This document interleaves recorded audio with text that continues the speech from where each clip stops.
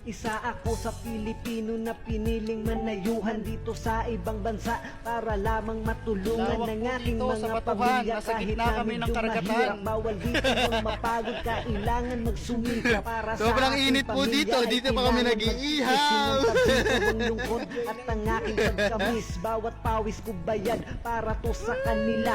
Ayos lang magsakripisyo Welcome to my basta kayo vlog. masaya. Kaya sana lang naman ay maintindihan nyo, kasi para sa inyo naman ginagawa ko.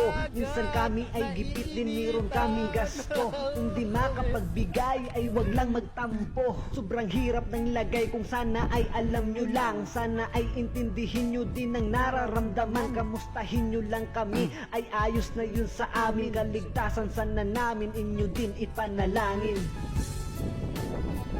Yeah. Wag lang po mahulog. Saludo sa lahat ng mga OFW natin dyan. Laban lang. Di na po ma-upload. Ingat kayo yan lagi. God bless. Para God.